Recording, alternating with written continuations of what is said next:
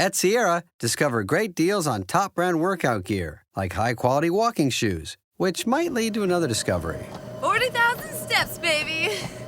Who's on top now, Karen? You've taken the office step challenge a step too far. Don't worry, though. Sierra also has yoga gear. It might be a good place to find your zen. Discover top brands at unexpectedly low prices. Sierra, let's get moving. 24 chefs, 24 culinary showdowns for 24 hours straight. Which chef will outcook, outpace, outlast the competition? No chef Escapes the clock. Season premiere, 24 and 24, Last Chef Standing, Sunday, April 27th at 8. See it first on Food Network. Stream next day on Max.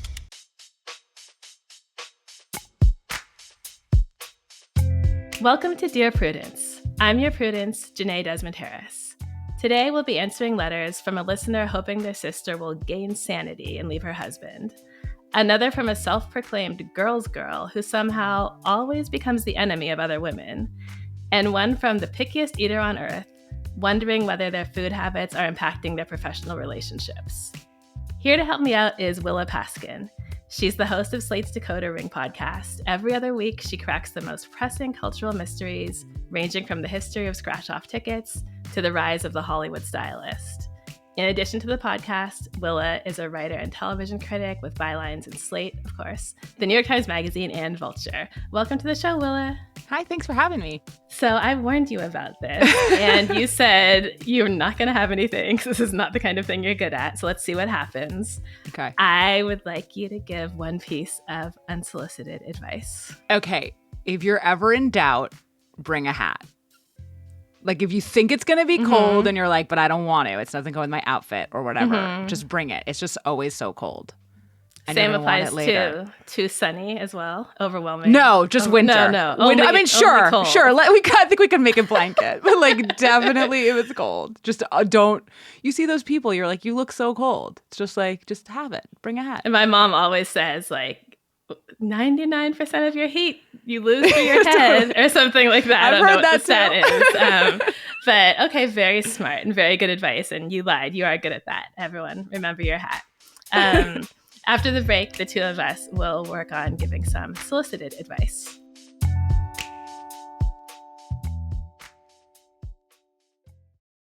This podcast is brought to you by Progressive Insurance. Fiscally responsible financial geniuses, monetary magicians, these are the things people say about drivers who switch their car insurance to Progressive and save hundreds. Because Progressive offers discounts for paying in full, owning a home, and more. Plus, you can count on their great customer service to help you when you need it, so your dollar goes a long way. Visit Progressive.com to see if you could save on car insurance. Progressive Casualty Insurance Company and Affiliates. Potential savings will vary. Not available in all states or situations. Welcome back. You're listening to Dear Prudence, and I'm here with Willa Paskin. Let's go ahead and get started with our first letter. It's titled, Fed Up.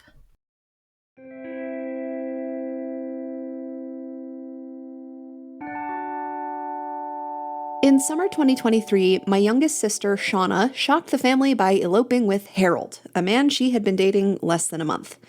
It wasn't just shocking because of how fast it happened, but also because Harold himself seemed so completely unremarkable. He is employed part-time at a menial job, average-looking at best, unfashionably dressed, 10 years older than my sister, and kind of a jerk. None of us could understand why Shauna, who has always been considered the prettiest of the three sisters, wanted to marry this absolute louse. We live in the Northeast U.S. Shauna lives in California and only visits once a year at Christmas. We were frankly all predisposed to hate the dude. What we couldn't have foreseen was how rude he would be the entire visit, and how the glimpse into their toxic relationship and his insistence on micromanaging Shauna would ruin Christmas. In the past, Shauna has always stayed in my parents' spare room. This year, Harold insisted on a hotel room. Throughout the visit, he made snide remarks about how much the room was costing them, as if it was something my parents should have offered to pay for. Nobody confronted him over his boorish tackiness. But if he does it again this year, I won't be able to stop myself from pointing out that beggars can't be choosers. In addition, they rented an expensive car. In the past, Shauna has always relied upon the family for transportation during her visits. I wanted to stick up for Shauna, who doesn't make that much money, as she's being forced to fund Harold's lavish lifestyle, but I bit my tongue the entire time. If she pulls up to my parents' house in a Porsche this year, I don't know that I can make myself keep my mouth shut. They were attached at the hip the entire visit. Harold and Shauna didn't join the family for Christmas Eve midnight mass. I don't mind her marrying someone with different religious beliefs, but she shouldn't have to sacrifice hers to make him happy. She was no longer herself, constantly seeming tense, anxious, and submissive around him. Because of the way Harold insisted on marking Shauna as his property, I was able to pull her away only a few times, each time subtly letting her know that she had a safe space to go if she ever wanted to leave him. As if all of that wasn't bad enough, Harold's selfish behavior ruined Christmas dinner at my parents' house. From the moment Harold sat down at the table, he appointed himself the official judge of our holiday feast. With exaggerated gestures and a condescending tone, he critiqued every single dish as though he were auditioning for a reality TV cooking competition.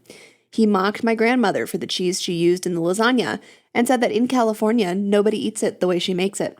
He said that he'd never eaten mashed potatoes with skins before. He loudly whined during dessert that he's used to eating only chocolate desserts. Apparently, cheesecake and carrot cake don't meet his sophisticated palate. Every comment was delivered with a smirk, as though he was doing us all a favor by sharing his expertise. The atmosphere at the table was unbearably tense, but Harold seemed oblivious, continuing to prattle on about the superiority of life on the West Coast, while we all silently stewed in anger. By the time he finally left, my mother was in tears, my father was fuming, and I couldn't stop myself from telling my sister, while Harold was in the restroom, that she needed to disentangle herself from this toxic relationship. My sister, instead of apologizing for his behavior, accused us of being grumpy and unwilling to accept reality. A year later, the wounds from that night have not healed. Shauna has barely spoken 2 words to me since, though my parents are in regular contact with her. Now she's apparently working 2 jobs to fund Harold's lavish lifestyle. I'm just praying she regains her wits soon and still has a chance to escape when she finally regains sanity. She's looking kind of different in her social media lately. I'm terrified a pregnancy announcement is coming and that we'll be stuck with this idiot forever. With Shauna's visit approaching, I plan on making myself scarce so I don't rip Harold's head off. But the one time I can't really avoid him is on Christmas Day. I can't bear the thought of sitting through another dinner with this ungrateful, disgusting human being dissecting every bite we take. Is there any way to address this without causing an even bigger family conflict, or should I just brace myself for another year of misery?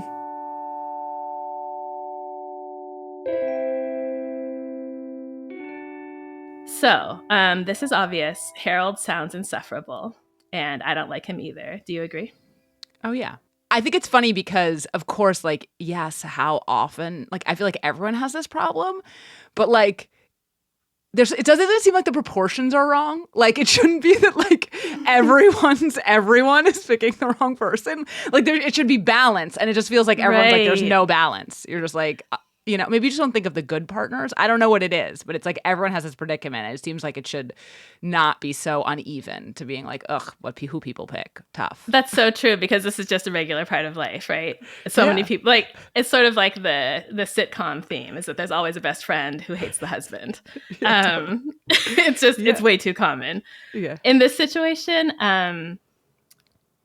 so it is really common. It's common to just not like the person who your friend chose because they chose them and you didn't, and they have like the sexual and romantic attraction to help smooth the edges of any bad personality traits, and you don't have that. So I get it. But I kind of feel like there is a line between your loved one dating someone who's insufferable and your loved one being in a really toxic or harmful or abusive relationship.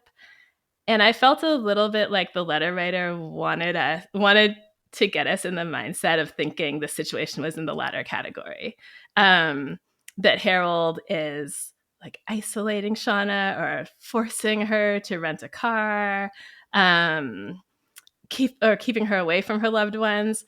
And I don't think the facts quite backed up that this is a relationship where you need to say to the person, hey, just so you know, if you ever need to get away from him, you can come stay with me. You'll be safe at my house. I didn't think it really rose to that level. Yeah. I think he's just unlikable, not dangerous. I know a bunch about this sort of situation, and I'm like willing to buy that this is like a very bad scenario. Oh, interesting. Okay. But I had like a couple sort of like other thoughts.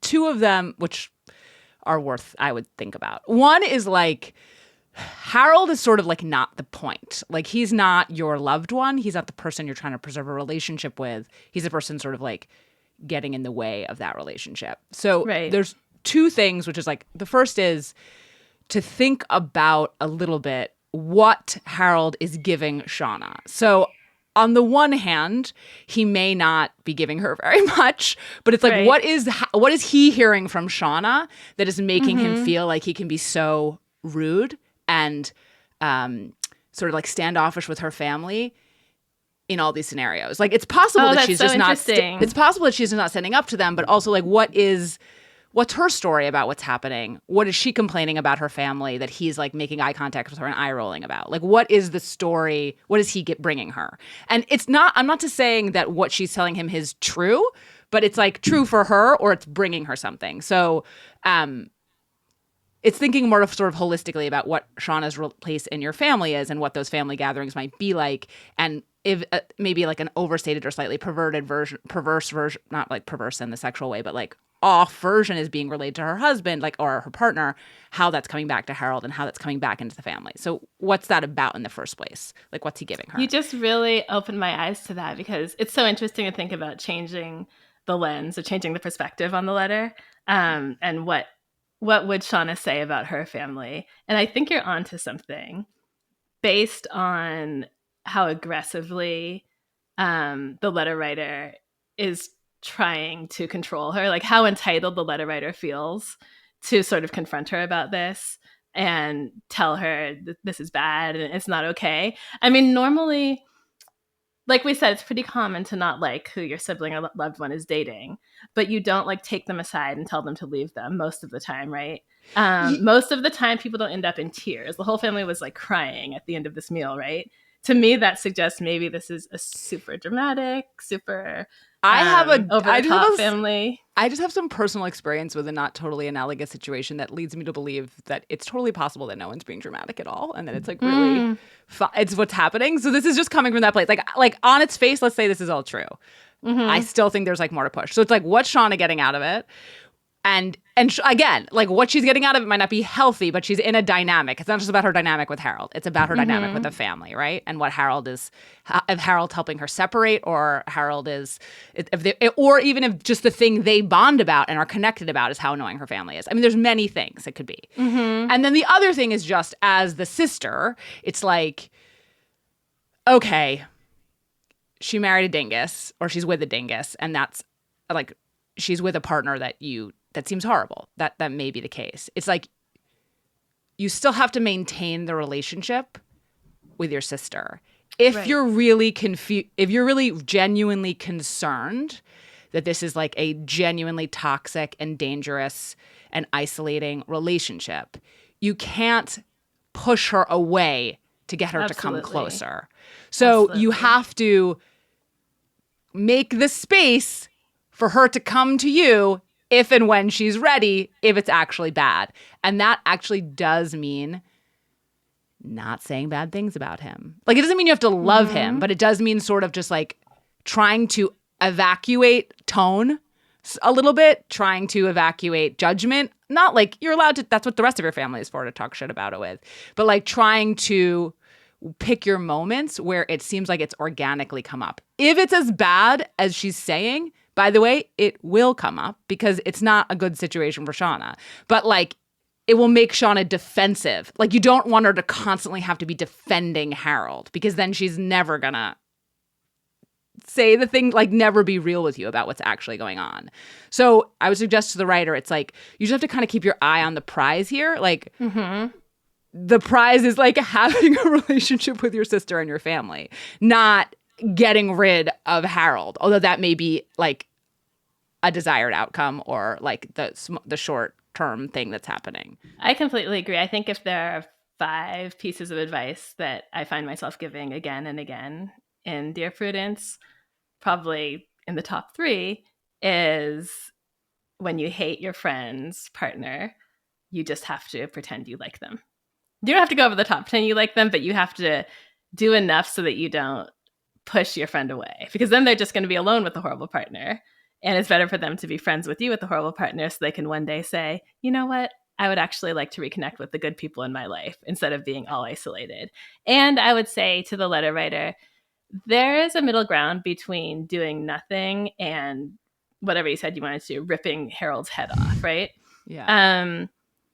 So if you're sitting at dinner and he's going on and on about how terrible the cheese is, I think the other thing he complained about was the cheesecake.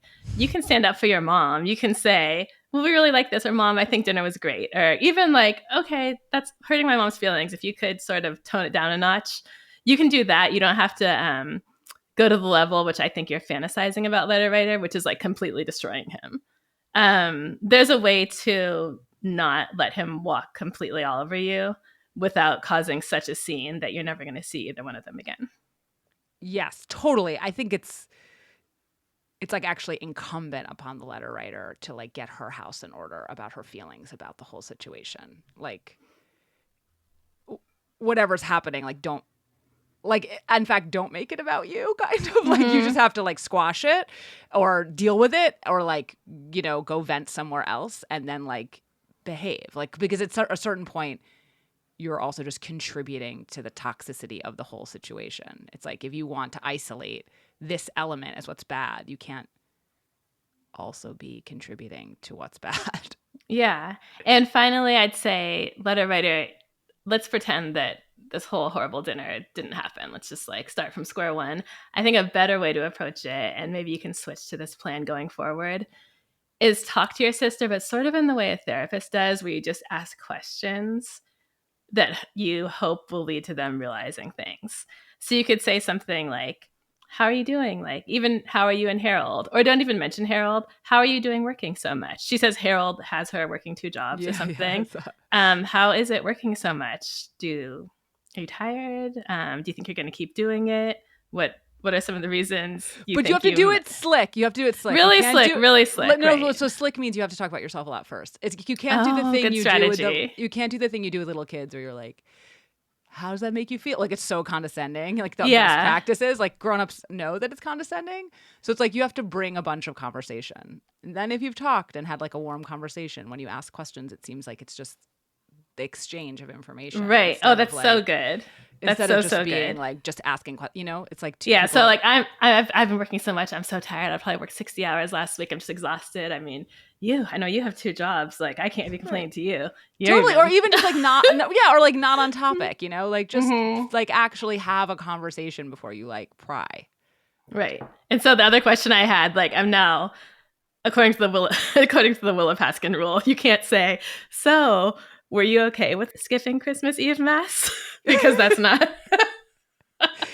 that's too on the nose, right? That's too on the nose. No, I mean, but I think that those things, I think you can be on the nose. It's like you have to wait till it's like actually organically presents itself. And if it's like, if it doesn't organically present itself, yes, you asking, you know, like that's not going to work. People just get in. It's like when your parents, like when you're a teenager and your parents just like want to know about your business and you're just like, ugh, get out of here. Like, leave me. It's so boring. Why do you want to know about me and like what book I'm reading or like what I did with my friends? But this is like even more, you know, it's like, I know what you want. And it's like, it's fine. me and my mom laughed because once she was casually like, so do you have an eating disorder? Like after we watched the Lifetime movie about eating disorders. It's cute when parents do it. Yeah. She just thought she should check. Just checking in, just making sure. You're like, So, yeah, I think that, so this is one of the letters where I think we're giving this advice and it's to make things a little less bad. It's not advice that's going to make things great. Your sister is still going to be married to Harold probably for a while, and you're probably still not going to like it.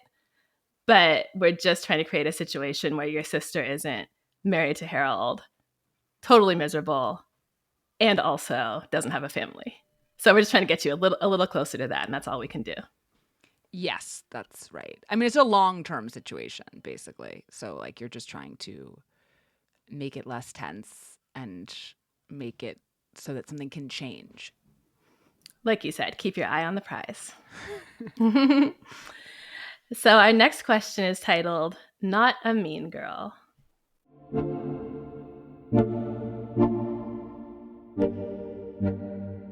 One of my greatest values is having strong friendships. I, female mid-30s, have a wonderful variety of friends from different periods of my life. I've lived in many places, and in each have made at least one or two very close girlfriends whom I think the world of.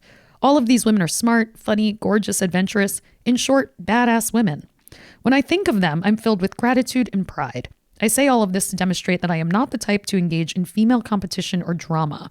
I would only ever try to build my friends up, both because I love them and because I know that their light reflects positively on me. Despite this, I seem to have a pattern of ending up in adversarial dynamics with certain women. Multiple times over the years, I've become the inadvertent enemy of a female coworker or peer. It's probably happened 4 or 5 times. After getting to know them, my feeling is that they tend to be very insecure and still play out immature mean girl dynamics. I've tried to befriend these women and had it backfire, like having information I've shared used against me. Or it makes them dislike me even more because I'm not giving them the drama they're looking for. I've also tried ignoring it only to have it bubble over into a confrontation. I ask because I'm currently in one of these situations. This woman is not a coworker, but someone I have a lot of social overlap with and see at least once a week. She despises me for no discernible reason. In this situation and the others, I've racked my brain to identify if I've done something to warrant their feelings, and while I've apologized for small mistakes along the way, the fact is I've never done anything to intentionally harm any of them, nor, I think, done anything accidentally that would merit this type of treatment. In some cases, I've asked them directly and had the question itself become a source of drama.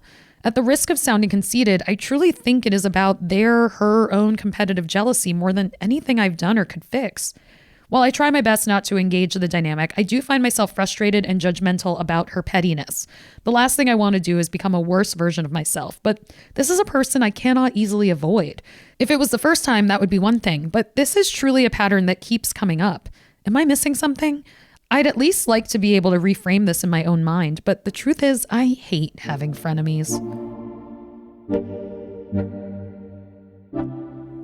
Willa, tell me if I'm being ungenerous when I say my first thought was this was a lot of words to say they hate me because I'm beautiful and amazing and they're bitter and jealous.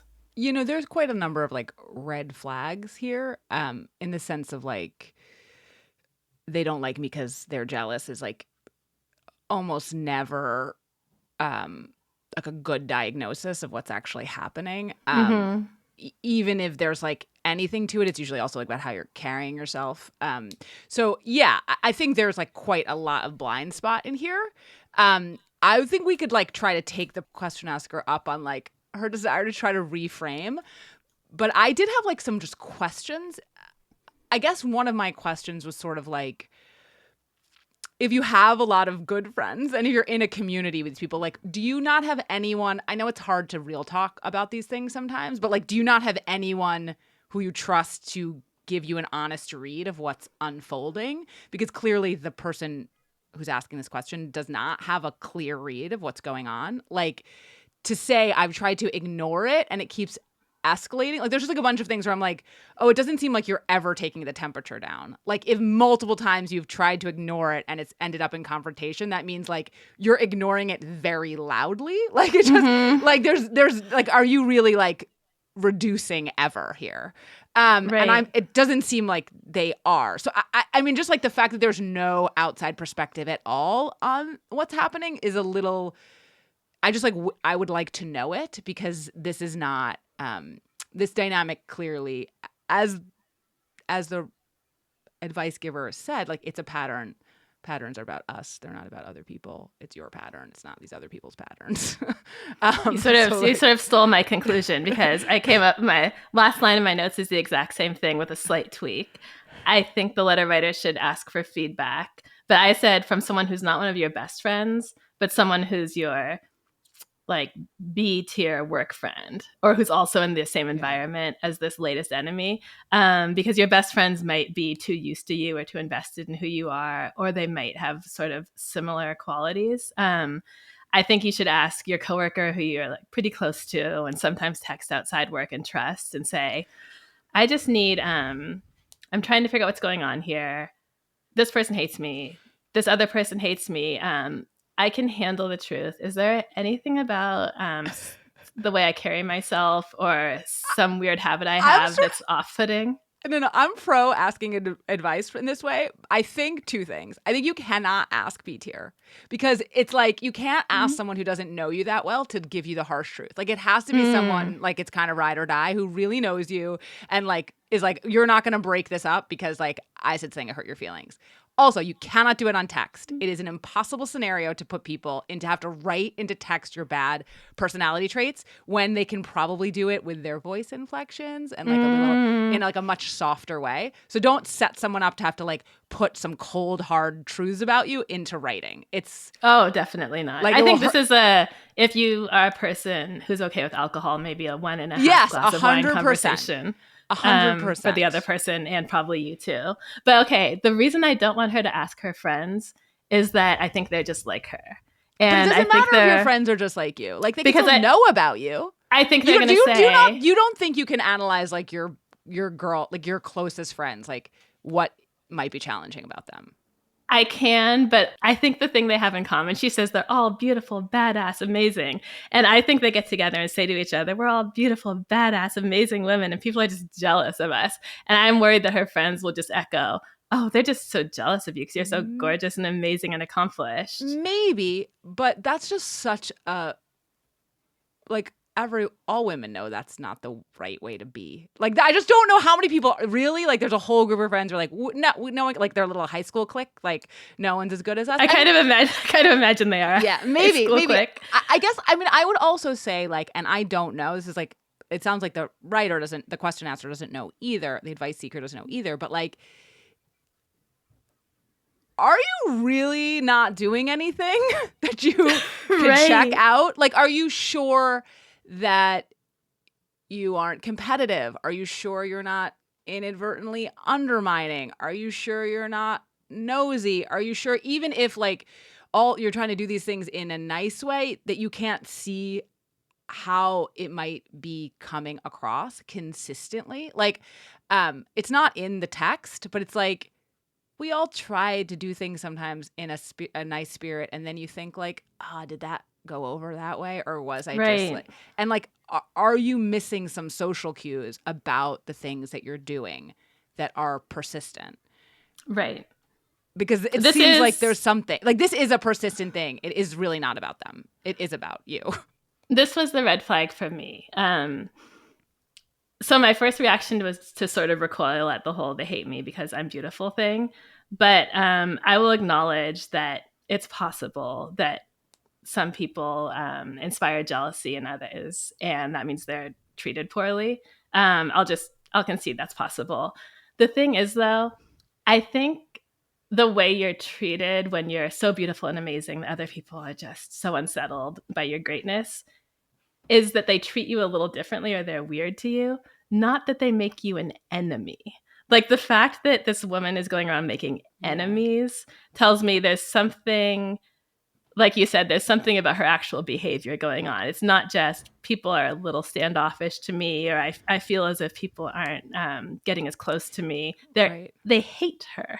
And they've made her an enemy. And also to that point, then, like, is there fuel you are adding to the fire? Like what I said about, like, exactly, like you do nothing and it escalates. Like you ignore it and like if you're ignoring it, so right, it's like it's not like when you're ignoring it. If you're ignoring it and it's consistently getting up to conflict, that means to me, like, you're actually doing the thing that's like, I'm not talking to you, right? Like, like very loudly not talking to someone, like in a kid way, where it's like, that you might as well be talking. It's like, there's an adult way to just not be talking to someone, which is just like, you talk to them. You just don't go out of your way. You just give them a bunch of space, like it's not, there's no heat there. Like, it doesn't sound like that's what's happening because everything she does, there's more heat. So, right. And this is me, like, definitely reading between the lines and digging a little bit. Also, it sounds like she likes drama, not the people. Right. There's a quality in this letter of sizing other women up. So all my friends are amazing, gorgeous, accomplished badasses, and I'm this and that and the other thing. And these other women, they may be jealous because they're competitive. I just think that, again, I'm reading a lot into this, but I think, letter writer, that you may be going through life sort of not exactly judging, but like evaluating or like deciding people's worth, sort of keeping a tally of who's scoring what number of points on each of these different qualities that you find important. And maybe that's somehow coming through to people, that you're assessing how good they are, how pretty they are, how successful they are. And maybe there's something you're doing that's making that transparent. Yeah. There's also a tension in the letter where it's like, it seems as if the letter writer kind of knows that some of this sounds like bullshit, like that's why there's the disclaimer at the top. Like, I know a woman who women has no supporting friend. women. No, not even that. It's like, I know a woman who has no girlfriends is not credible about other women. True, by the way. So like, I have girlfriends. This isn't you know what I mean? Like, and even just like, not to be conceited, but it's like, there's a bunch of cliches that she knows enough to be, like kind of deploy with wariness while deploying them. And like, it seems to me like the person is scratching at, in a roundabout way, like, what am I doing? It's not me, right? It's not me, but like, you got, the reframe is it's you. So you got to dig in there on like, what are you doing? It's not like these people, the people that you're having conflict with may be super annoying, and they maybe like, there may be lots of things. They may be uptight, whatever. But like, if everywhere you go, there you are, the only person you can fix is yourself. Like, you're doing something. You got to figure it out. Right. And part of the mindset change that might help is, I noticed, letter writer, in the last line you said, the truth is I hate having frenemies.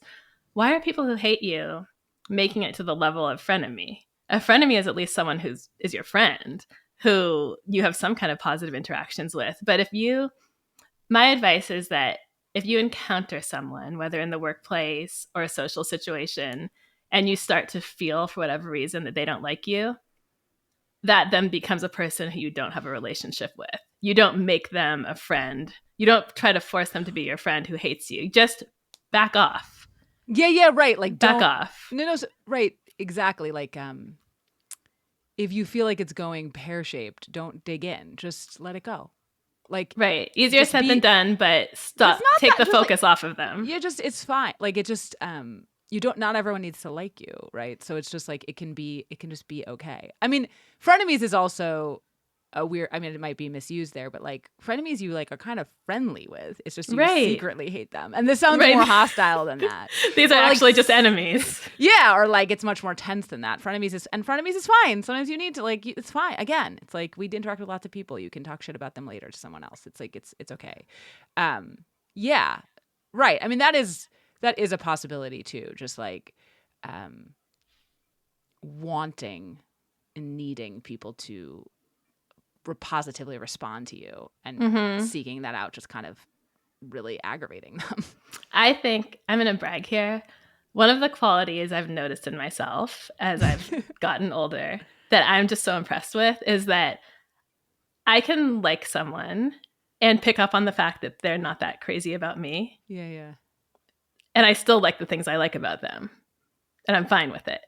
Like, I'm totally at peace with just not being some people's cup of tea.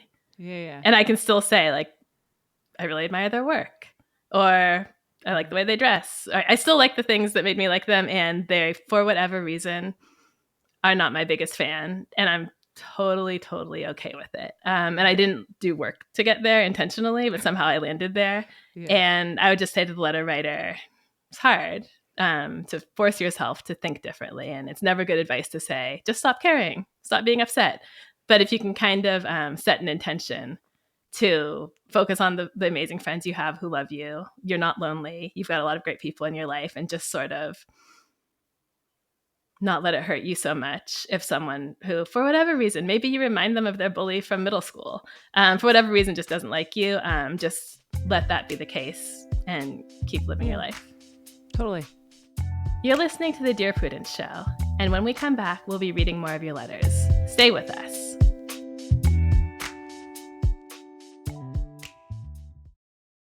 This episode is brought to you by Discover. If you've listened to Dear Prudence for a while, you know how important acceptance is when it comes to your personal growth. And you know who else is big on acceptance? Discover. You see, Discover is accepted at 99% of places that take credit cards nationwide. That's a whole lot of places and a whole lot of acceptance, which is great for Discover, but even better for you. based on the February 2024 Nielsen report. Learn more at discover.com/creditcard. This episode is brought to you by Discover. If you've listened to Dear Prudence for a while, you know how important acceptance is when it comes to your personal growth. And you know who else is big on acceptance? Discover. You see, Discover is accepted at 99% of places that take credit cards nationwide. That's a whole lot of places and a whole lot of acceptance, which is great for Discover, but even better for you. Based on the February 2024 Nielsen report. Learn more at discover.com/creditcard. Welcome back to Dear Prudence. I'm here with Willa Paskin to answer your letters, and the next one is titled About Mom.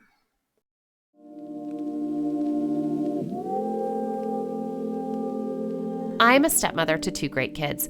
I came into the picture a year after the divorce. My husband and his ex had their relationship break down after a bi-coastal life where she was finishing her PhD on the East Coast while his job transferred him to the West.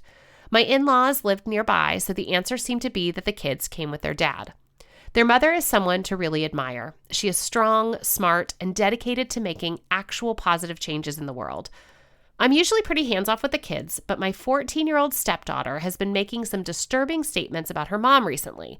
Her mom loved her ambitions more than her mother chose her career over her, and she doesn't want to talk or see her anymore. My husband and my mother-in-law brush these statements off as teenage angst. I usually let them handle the heavy lifting, but my stepdaughter has started avoiding the biweekly Zoom chats with her mom and stopped their daily talk text. My stepdaughter is just tired or busy when her mom calls. Her younger brother has been bringing it up, and I overheard the despair in their mom when they do talk. Our house echoes. Should I push? My mother was a doctor. I'm in the military. She was gone a lot in my childhood, but I never doubted her love or commitment towards me.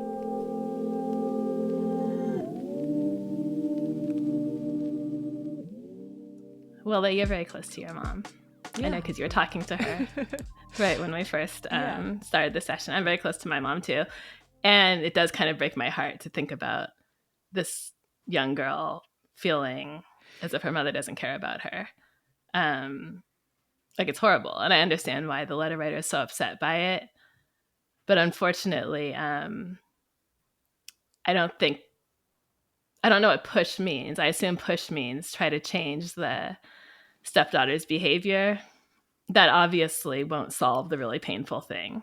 No, but there's tons to do. Okay, I think first of all, like, it seems great that the stepmom that there's like a nice relationship between all the parents, is what it sounds like. Like, God bless. It seems also like the teenage daughter is expressing like probably completely age appropriate and normal feelings of like alienation and disappointment with her parents, with her mother. Like, if her mother does not live with her, this situation is complicated. Like, these feelings are real.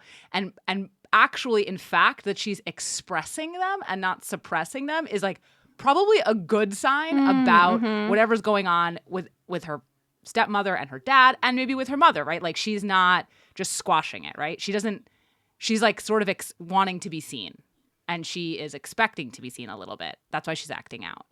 I think it does sound like this is not an easy fix, and like being like, I think you need to get on Zoom with your mom is like not a great thing to do, but probably like, I think it's totally reasonable to be like, oh, maybe we need to push in some additional support here. Like, maybe this kid needs to be talking to a therapist, like 100%. And I think it's also really appropriate for all of the grownups in this situation to be talking about it, and then figuring out how to like have each other's back about what's going on with the daughter. So that doesn't mean she doesn't have to know about it, but the mom, the dad, the grandma, the stepmom, like they can all be having a real conversation about what's going on, about it being appropriate or not, but like really assessing, and if it's upsetting the brother, also like thinking about that, and just trying to sort of like not pretend it's not happening, even though it's uncomfortable, and seeing like, and taking it, like trying to nip it in the bud, or to not even nip it in the bud, to just like face it head on, and so that you can like sort this as this person is becoming an adult. That's what I think. I totally agree about the therapy, and I feel like it always feels like cheating. I'm supposed to be giving advice, and I'm like, go talk to someone, pay them to give you really good advice. But this is a therapy topic. The only thing I don't agree with you on is that these feelings are totally normal.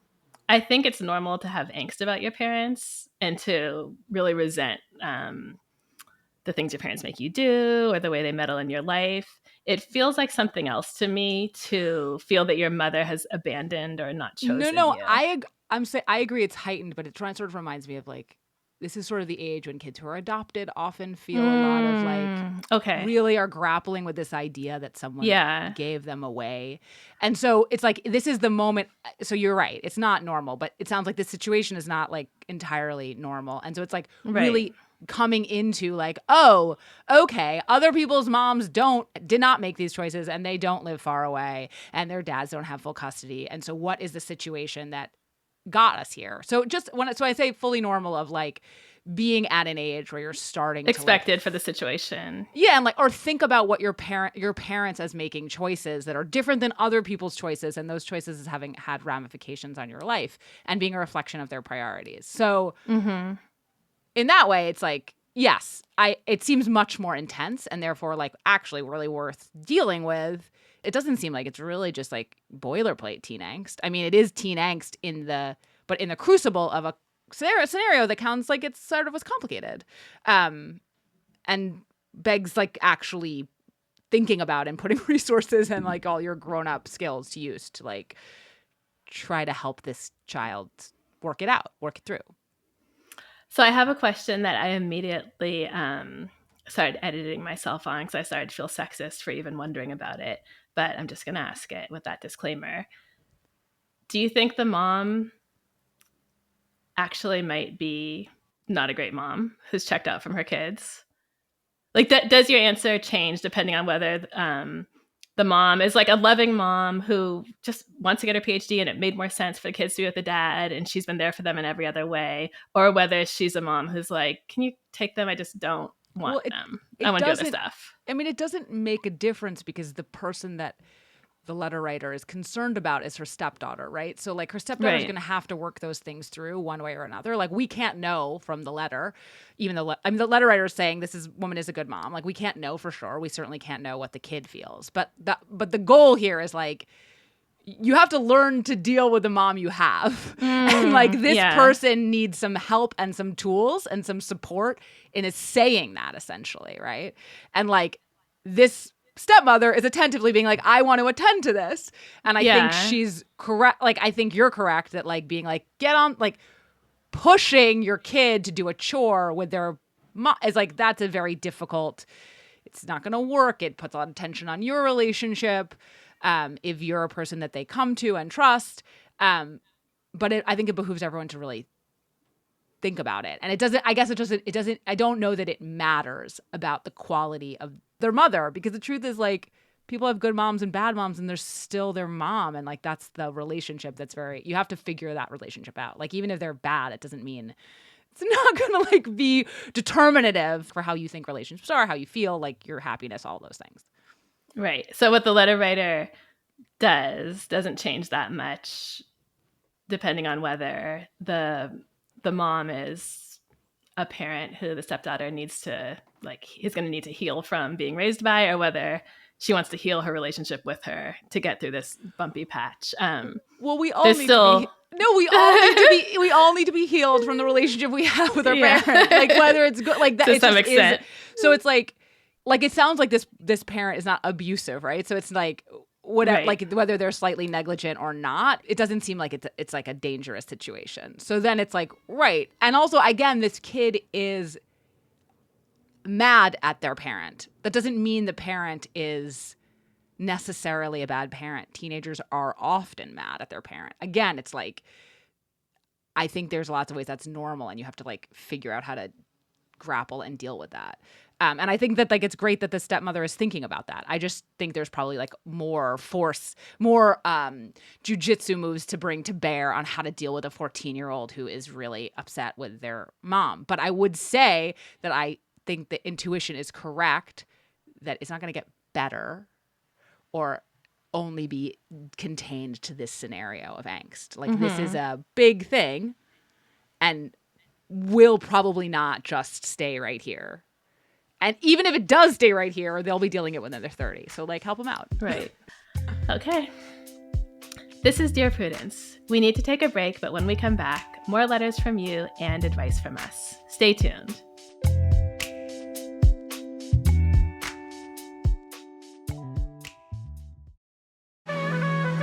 This podcast is brought to you by Progressive Insurance. Fiscally responsible, financial geniuses, monetary magicians. These are things people say about drivers who switch their car insurance to Progressive and save hundreds. Because Progressive offers discounts for paying in full, owning a home, and more. Plus, you can count on their great customer service to help you when you need it, so your dollar goes a long way.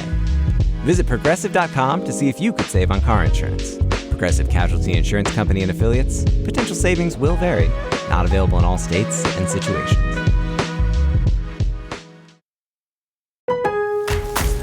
Lowe's knows how to help pros save. That's why the new MyLowe's Pro Rewards program lets you unlock exclusive member deals on the things you need every day on the job. Plus, MyLowe's Pro Rewards members can get volume discounts on eligible orders through a quote of $2,000 or more. Join for free today. Lowe's, we help, you save. Exclusions, more terms and restrictions apply. Program subject to terms and conditions. Details at lowes.com/terms. Subject to change. I'm Jenée, and you're listening to Dear Prudence. Willa and I are about to tackle our last question for the day. The letter is titled, I Just Want Some French Fries.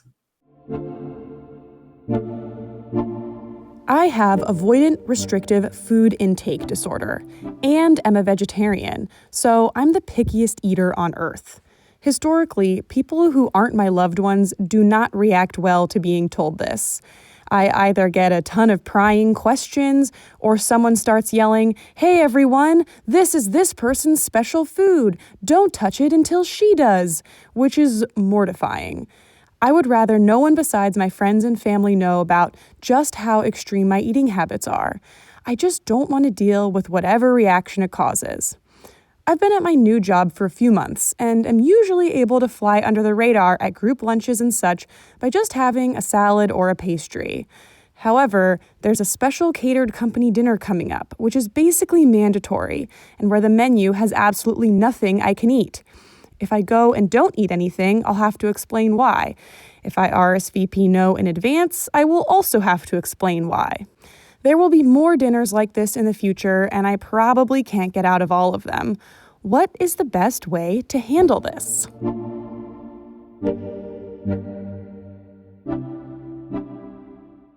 So when I was breastfeeding my son, he had milk protein intolerance and also a sensitivity to soy.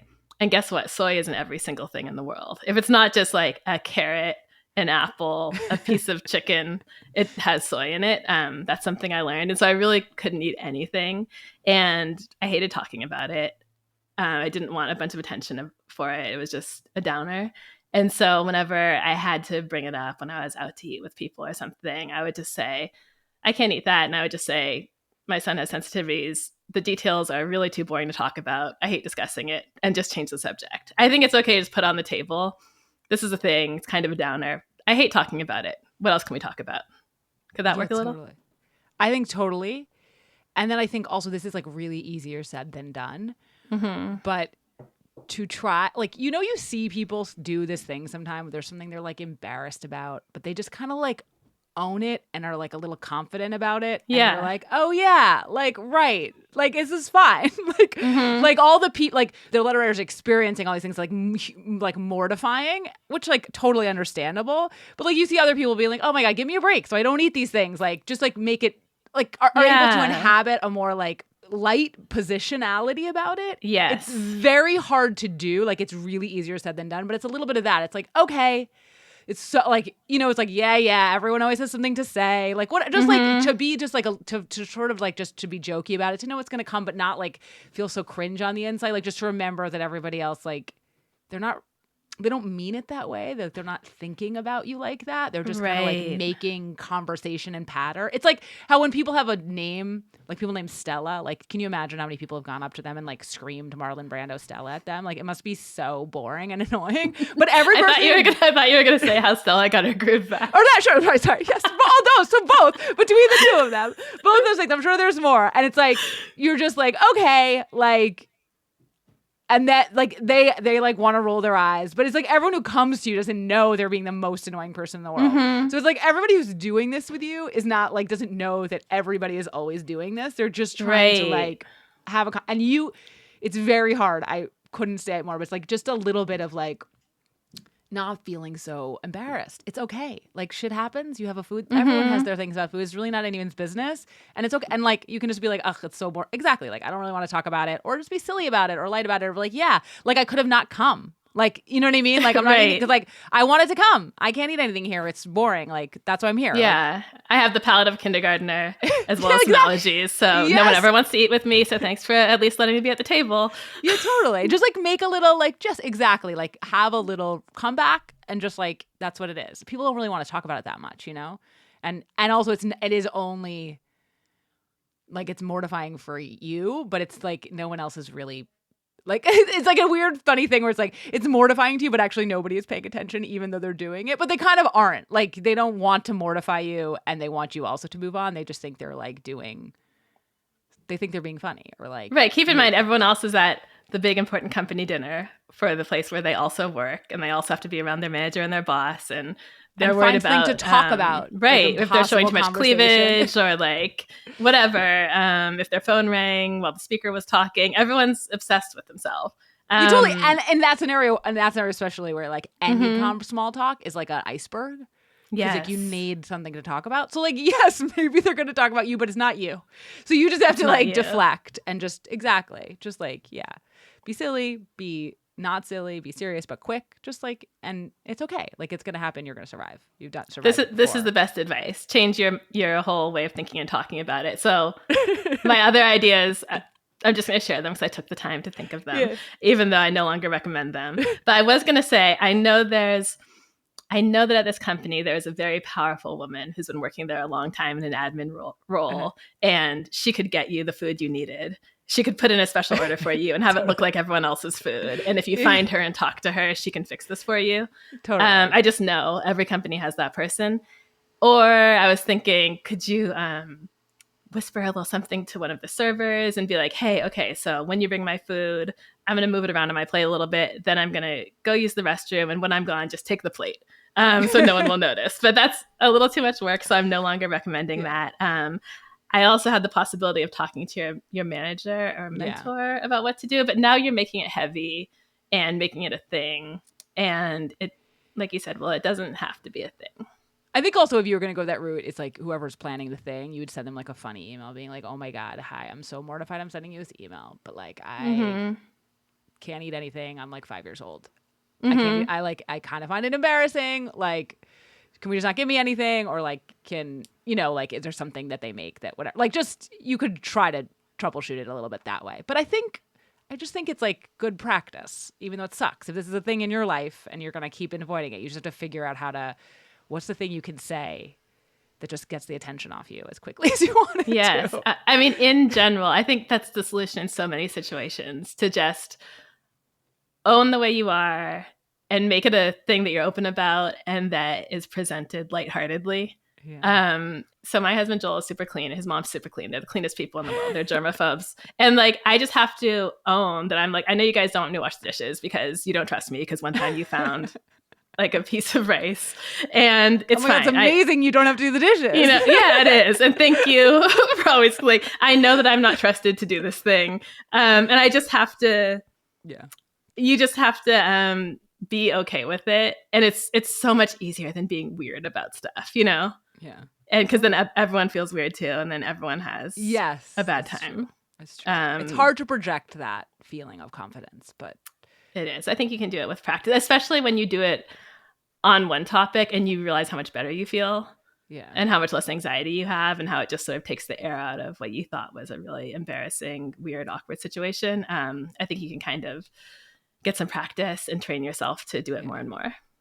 Right. No, right. Because we said this already, but like with all these things that feel so like monumentally embarrassing, like nobody's really thinking about you. So they just need to like be shuttled along. Yeah. Okay, those are all the questions we have for this week. It's been fun and hopefully helpful. Thank you so much, Willa. No, thank you. It's fun. You were great. Thanks. You can listen to Willa weekly on Slate's Decoder Ring podcast. And if you are on Twitter, you can find her most of the time there at Willa Paskin. Do you need help getting along with partners, relatives, coworkers, and people in general? Write to me. Go to slate.com/Prudie. That's slate.com/PRUDIE. The Dear Prudence column publishes daily at slate.com. If you'd like to hear your question answered on the podcast, we are looking for letter writers who would be comfortable recording their questions for the show. You can stay anonymous. This episode of Dear Prudence was produced by me, Jenée Desmond Harris, and Maura Currie. Production support from Anuli and Ononye and Cameron Drews. Daisy Rosario is senior supervising producer. And I'm your Dear Prudence, Jenée Desmond Harris. That's all for this episode, but join us on today's episode of Prudie Plus. Willa stuck around to help me answer a letter about whether to divorce a friend. Subscribe now on Apple Podcasts by clicking Try Free at the top of our show page, or visit slate.com/PrudiePlus to get access wherever you listen. The episode is available for you to listen to right now. We'll see you there.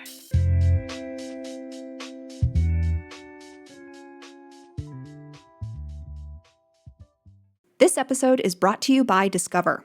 If you've listened to Dear Prudence for a while, you know how important acceptance is when it comes to your personal growth. And you know who else is big on acceptance? Discover. You see, Discover is accepted at 99% of places that take credit cards nationwide. That's a whole lot of places and a whole lot of acceptance, which is great for Discover, but even better for you. Based on the February 2024 Nielsen report. Learn more at discover.com/creditcard. If your job at a healthcare facility includes disinfecting against viruses, you know prevention is the best medicine. And maintaining healthy spaces starts with a healthy cleaning routine. Grainger's world-class supply chain helps ensure you have the quality products you need when you need them. From disinfectants and cleaning supplies to personal protective equipment, so you can help deliver a clean bill of health. Call 1-800-GRAINGER, click Grainger.com, or just stop by. Grainger, for the ones who get it done.